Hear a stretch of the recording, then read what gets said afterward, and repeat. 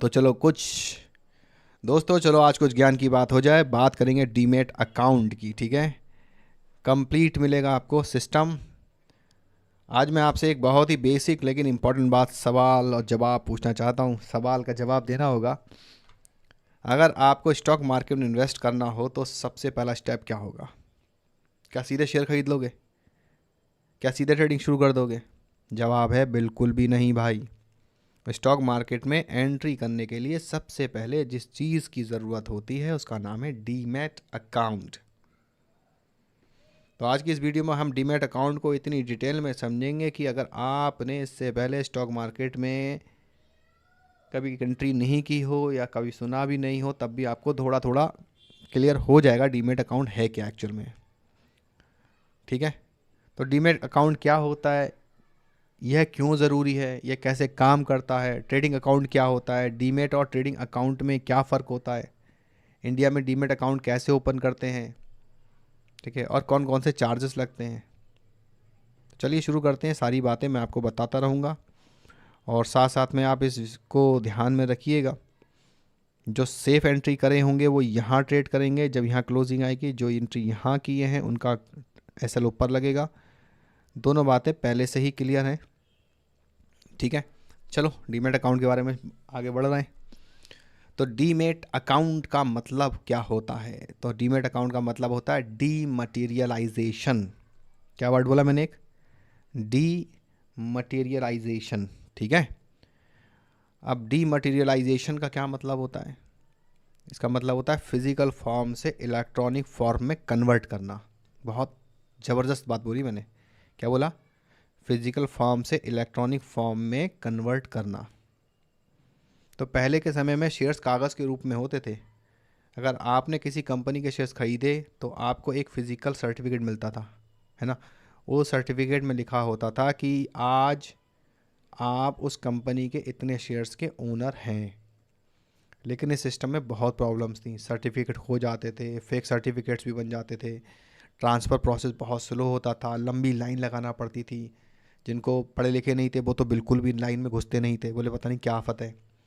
तो इसी प्रॉब्लम को सॉल्व करने के लिए डीमैट सिस्टम आया, ठीक है। डीमैट अकाउंट की सबसे आसान भाषा में अगर मैं आपको समझाने की कोशिश करूं तो डीमैट अकाउंट एक डिजिटल लॉकर होता है जहां आपके शेयर्स और सिक्योरिटीज़ इलेक्ट्रॉनिक फॉर्म में रखे जाते हैं। जैसे बैंक अकाउंट में पैसा रखा जाता है वैसे ही डीमैट अकाउंट्स में शेयर्स रखे जाते हैं, ठीक है। अब मान लो आपने रिलायंस के शेयर खरीदे। अब वह शेयर कहाँ गया, कहाँ जाएगा? क्या आपके फ़ोन में आएगा? नहीं, वह आपके डीमैट अकाउंट में स्टोर हो जाएगा, ठीक है। डीमैट अकाउंट ही वह जगह है जहां आपके सारे इन्वेस्टमेंट्स सुरक्षित रहते हैं। याद रखिएगा, आज के समय में अगर आप स्टॉक मार्केट में इन्वेस्ट करना चाहते हैं तो डीमैट अकाउंट होना मैंडेटरी है, बोले तो लाजमी है। इसके बिना आप शेयर्स नहीं खरीद सकते बाबा, समझ रहे हो। इसके बिना आप शेयर्स नहीं खरीद सकते। डीमैट अकाउंट के बिना आप शेयर्स नहीं खरीद सकते, म्यूचुअल फंड यूनिट्स होल्ड नहीं कर सकते, ईटीएफ होल्ड नहीं कर सकते, ना बॉन्ड्स को भी होल्ड नहीं कर सकते। मतलब डीमैट अकाउंट स्टॉक मार्केट का एंट्री गेट होता है बाबा, समझे। आज समझते हैं डीमैट अकाउंट का वर्किंग सिस्टम क्या होता है। आप ट्रेडिंग अकाउंट से शेयर बाय करते हैं, स्टॉक एक्सचेंज ऑर्डर एग्जीक्यूट करता है, शेयर आपके डीमैट अकाउंट में क्रेडिट हो जाते हैं, याद रखना।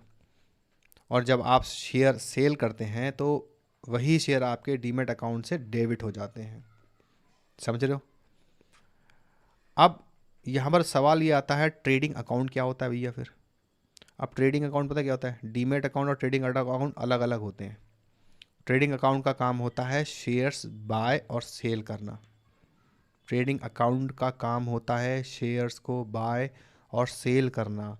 और डीमैट अकाउंट का काम होता है शेयर्स को स्टोर करना। मतलब ध्यान से सुनना मेरी बात। Trading account is equal to buying और सेलिंग प्रोसेस। डीमैट अकाउंट का मतलब जो शेयर्स खरीदे उनको स्टोर करना। अब बैंक अकाउंट कहाँ जाता है? अब भाई एक बैंक अकाउंट भी तो हो गया, अब तीसरा हो गया बैंक अकाउंट, वो भी इम्पोर्टेंट है।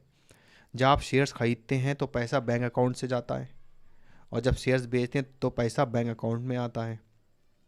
इसलिए तीन अकाउंट्स मिलकर काम करते हैं, बैंक अकाउंट, ट्रेडिंग अकाउंट और डीमैट अकाउंट। समझ में आ रहा है? अच्छा, जो डीमेट सिस्टम है ना इंडिया में, उसको मैनेज कौन करता है? सुन रहे मेरी बात? डीमेट अकाउंट यानी डीमेट सिस्टम को मैनेज कौन करता है? तो मैनेज करते हैं दो डिपॉजिटरीज। पहला का नाम है NSDL। जब आप कभी भी शेयर बेचोगे ना, तो आपके पास एक मैसेज आएगा, पॉपअप आएगा, उसमें NSDL लिखा होगा। अगर वो नहीं लिखा होगा तो उसमें लिखा होगा CDSL। ठीक है?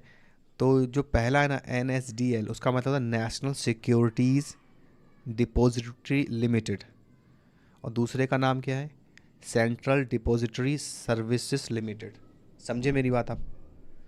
ये सब क्या है? ये डिपॉजिटरीज हैं, ये डीमेट सिस्टम को ना मैनेज करते हैं। बात क्लियर है यहाँ तक? आज के समय में डीमेट अकाउंट ओपन करना ना बहुत आसान हो गया है। पहले यह प्रोसेस बहुत कॉम्प्लिकेटेड था, जब लोग पढ़े लिखे तो थे, लेकिन उनके पास इतना ना चीज़ें अवेलेबल नहीं थी। लेकिन अब मोबाइल में ना 10 मिनट में ओपन होता है। ब्रोकर चूज़ करो, ढूंढ लो कहाँ पर सबसे बढ़िया ब्रोकर मिलेगा आपको। ठीक है? दुनिया भर के लोग बताते रहते हैं, जैसे मैं बता रहा हूँ ऐसे और लोग भी बताते हैं।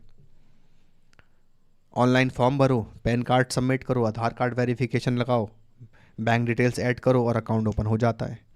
और यहाँ पर ये ट्रेड भाई साहब रॉकेट बनी हुई है हमारी। ट्रेड कर ली थी हैं भाई लोगों? ट्रेड चल रही है आप लोगों की? नहीं चल रही है?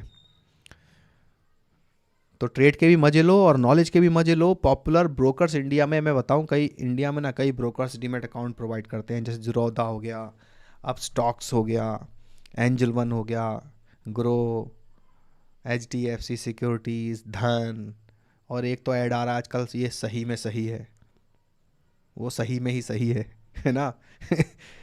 तो ये सब हैं, इतने ढेर सारे हैं। डीमेट अकाउंट ना कम्प्लीटली फ्री नहीं होता, कुछ चार्जेस होते हैं, जैसे अकाउंट ओपनिंग चार्जेस भी होता है, एनुअल मेंटेनेंस चार्ज होता है, सो AMC बोलते हैं ना, ब्रोकरेज चार्जेस होते हैं, ट्रांजैक्शन चार्ज होते हैं। लेकिन कंपटीशन इतना ज़्यादा हो गया है ना, कुछ ब्रोकर्स फ्री में ही अकाउंट ओपन कर देते हैं, बोले आ जाओ भाई, सिर्फ तुम अकाउंट ओपन करवा लो हमसे। डीमेट अकाउंट के ना कई फ़ायदे हैं। सबसे पहला और सबसे बढ़िया फ़ायदा क्या ना, पता है? सिक्योरिटी।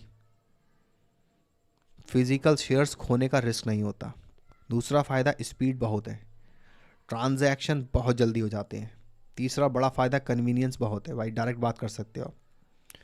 और भी बड़े फ़ायदे कि मोबाइल से ट्रेडिंग कर सकते हो, मोबाइल से ही बाय सेल कर सकते हो, है ना? और जो भी कुछ होगा वो ट्रांसपेरेंसी के साथ होता है। अब अपना जो भी पोर्टफोलियो ना रियल टाइम में ट्रैक कर सकते हो कि भाई मेरा प्रॉफिट लॉस क्या चल रहा है, आप देख सकते हो।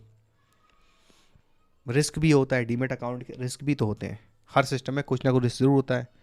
तो सबसे पहले ब्रोकर रिलायबिलिटी जो होती है ना, वो इम्पॉर्टेंट है। आप जिस ब्रोकर में आप खोल रहे हो, देखो असली है नकली है।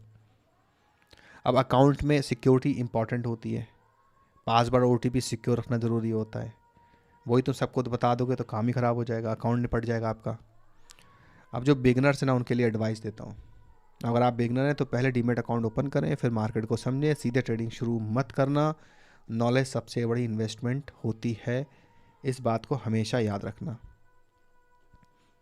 तो कंक्लूज़न की तरफ आते हैं, और जब तक ये प्राइस BTC USD का चल रहा है और आपको ये 400-500 पॉइंट दे गया है, ठीक है, जिन्होंने यहाँ पर ट्रेड ओपन किया होगा उनको 500 पॉइंट मिल चुके हैं।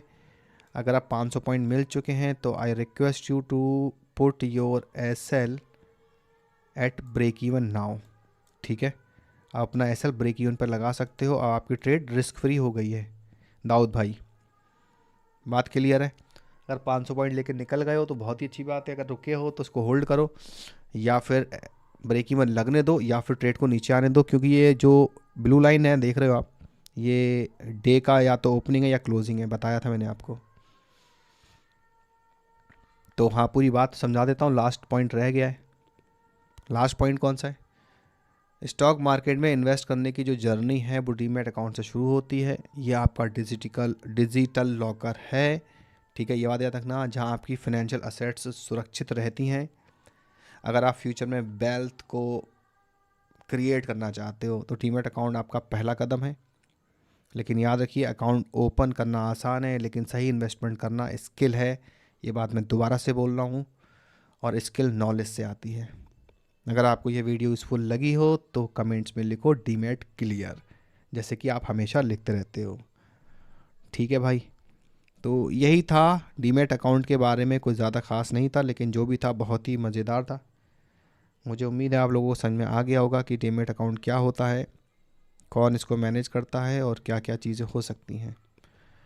नेक्स्ट वीडियो किस टॉपिक पे चाहिए तो बता दीजिएगा, बन जाएगा, कोई प्रॉब्लम नहीं है। और लर्निंग के लिए हमारे साथ जुड़े रहिए लर्न वैली पर।